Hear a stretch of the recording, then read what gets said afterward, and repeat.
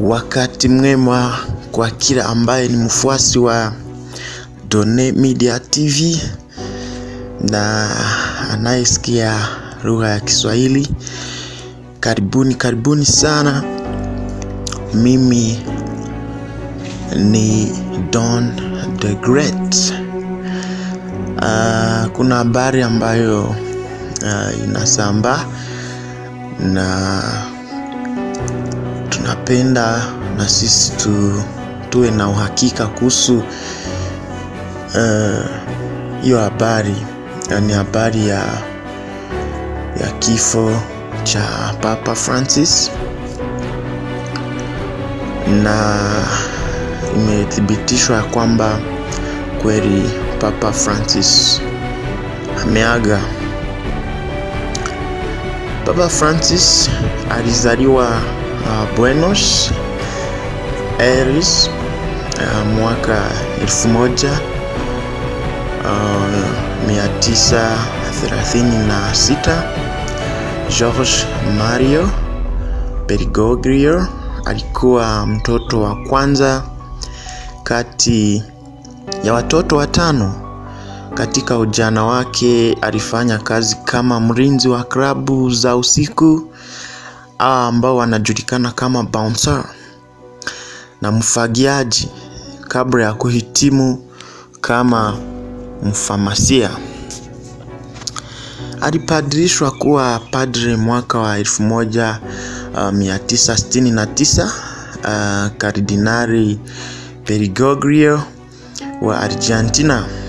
Tayari alikuwa na umri wa miaka 70 alipokuwa papa wa kwanza kutoka bara la Amerika na ulimwengu wa kusini mwaka 2013. Alikuwa papa asiyependa anasa, kwa kuwa mara nyingi alisafiri kwa ndege ya daraja la kawaida ama economic class, na alipendelea kuvaa joho jeusi la kawaida la mapadre badala ya mavazi ya kifahari ya rangi nyekundu na zambarau. Alichagua kutoishi katika kasri la kitume la Vatikani, na badala yake akaamua kuishi kwenye jengo la kisasa lililo jirani. Akiwa Mlatino Marekani anayezungumza Kihispania, alichukua nafasi ya kuwa mpatanishi wakati serikali ya Marekani ilipokuwa ikielekea kwenye maelewano ya kihistoria na Cuba. Tukio la nadra ambapo papa alionyesha umuhimu wa diplomasia.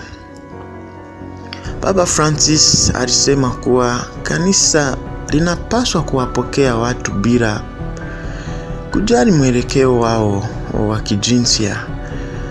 Alitoa kauli kuhusu aina fulani ya muungano wa watu wa jinsia moja, lakini hakupendelea uitwe ndoa.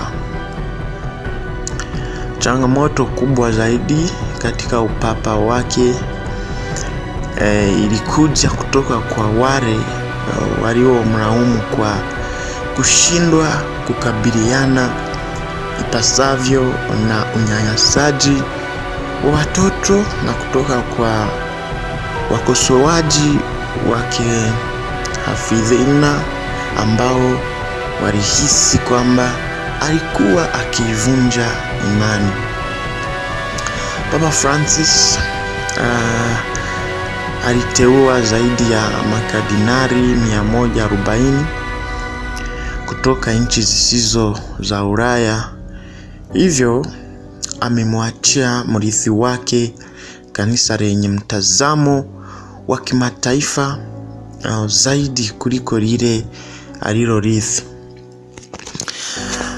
Ni hayo yanayozungumziwa dunia mzima,